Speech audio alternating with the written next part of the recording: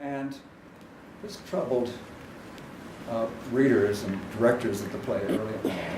What is such a strange, indeed hostile behavior. The whole story of Hamlet's breaking up with Ophelia becomes instrumental here. Who's responsible is this, that this love relationship goes to pieces? Well, that's a scene early on that can be constructed as meaning that Hamlet decided to try to, part of his motive or disguise of madness, to throw the king off guard, and I think is the way to read that whole business, that he then is essentially using Ophelia, that she does exactly what he predicts she will do. He wants to show her this as a token of his madness, and that she will then tell her father, who will then come to his own conclusions and go talk about it with the king and queen.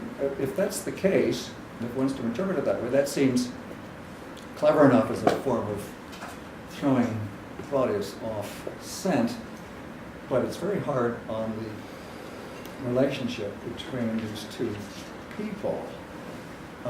Has he reasoned by this time to, this is before the letters have been returned by Ophelia to her, although we've heard her father telling her to return the letters to Hamlet, so that's in the wind. That she's about, at her father's instructions, to break off the relationship because they're worried again about her loss of chastity. It's a nice point too, isn't it, that the 18th and 19th century got to worry more about. Is Polonius right, or is Laertius right also, to suspect that Hamlet, it's a case of boys will be boys, that he will have his pleasure with Ophelia and leave her in the lurch? It certainly is clear enough, and again, one could refer to the court of Elizabeth, or the way things went in late Elizabethan England, that first of all, she cannot hope to be married to Hamlet. She's so far below him in station, and Polonius is very sensitive to that. He doesn't want to be in a position seeming to be kind of a social climber, trying to move into the aristocracy or the royalty this way with his daughter. This is not like Princess Di. He can't do that. And if so, then does Hamlet sense, he doesn't like Polonius at all throughout the play, does he? Does he sense that she is being turned against him by her father and by her brother? Does that prompt him to go into her chamber and put on this very strange act? It seems like a very unfeeling, harsh way for him to deal with a young woman to whom he's written these wonderful sonnets.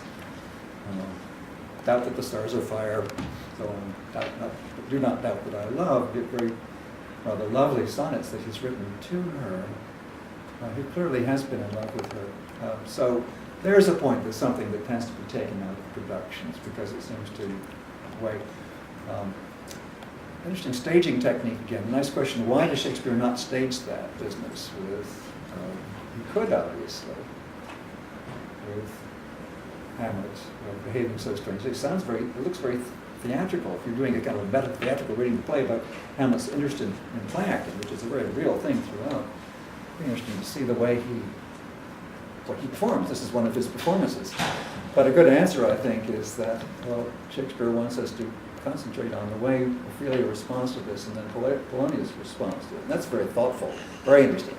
But her response immediately is, oh my goodness, it's because I've rejected him, or because I've put up signals that I'm not interested in him anymore, and so he's gone berserk. So her father immediately comes to that conclusion too. He says, come, go into the king. This is the love madness. And just like me, I was like that when I was young, says Polonius, in a very fatuous way, and coming immediately to the conclusion he has an answer to Hamlet's madness, which is Hamlet's lovesickness for his daughter. Now, about their relationship, one of the great debated questions still, perhaps even more so today than ever before, is whether Hamlet and Ophelia were lovers. The answer today tends to be, but of course, right? Two people interested in each other, whether of an age, social gap between them, if you like, but what's to be lost, really? Why not enjoy the physical pleasure of a love relationship? And one of the notable instances of this is Kenneth Branagh's film, the 4-hour version, where in a flashback or a sidelight, so easy to do on camera, he shows the two of them in bed, Kenneth Branagh himself. in bed with the actress who was playing Ophelia. And so that settles that question. But it's my point at the moment is transparently a postmodern reading, isn't it? It pertains to our age today where our mores is such that if two young people care for each other, they ought to just go ahead and find out about it. Physically, it does seem to me that militates against these pressures that must have been tremendously upon Shakespeare when he wrote, and also on his audience at Queen Elizabeth's court, and the whole custom of young ladies of quality in a court situation would just sort of be running an incredibly dangerous game. It did happen, of course. And Elizabeth was just driving crazy when it happened. But the price that would be paid is just so very great that I think the play asks us to be very cautious in assuming that Ophelia has gone ahead and maybe taken that step. Everything I see in the relationship suggests that not.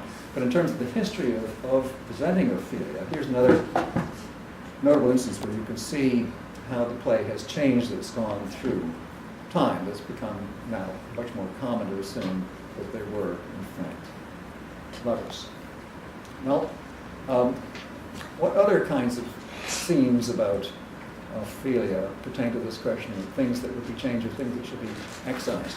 One that is not actually directly about Ophelia, but is related to this question of change, has to do with the scene in which Hamlet has a chance to kill Claudius and opts not to do so. This is just after the play within the play. The king has revealed himself to Hamlet and Horatio as guilty by his uncontrollable response to watching a story of parallel to his own murder of his brother. He gets up and leaves the room, and a very dramatic moment indeed. And so when Hamlet cries out, I'll take the ghost's word for £1,000. He's been wanting to test whether the ghost is really true or might be a devil coming to tempt him. He now is totally convinced that he's right, that Claudius did kill his brother, Hamlet's father. And what's more, immediately afterwards, we're shown a scene in which, first of all, Claudius is alone, worrying about what to do about all this. And then we see him alone at prayer. And interestingly, his prayer isn't working. It's the one moment we hear him in soliloquy, and he's saying, "Oh, my offense is wrecked." Right? That's what he reveals to us, overhearing him, that he realizes that what he's done is a horrible crime against everything that humanity stands for, that civilization stands for. He's killed his own brother, he's taken his brother's wife. He also, interestingly, is a good Christian, and he knows what the answer is, that if he could be truly penitent, he could be forgiven. That's the teaching of the church and the Gospels. So he tries praying, and he cannot pray. Why? Because he can't get himself to give up the two things for which he's committed this murder, which is just that, right? To have the throne and then to have his brother's wife. They're both conjoined. Those are the two. And one is a fleshly desire for physical pleasure and sexuality, and so on. The other is a desire for power. It really says pretty much everything we think about Claudius.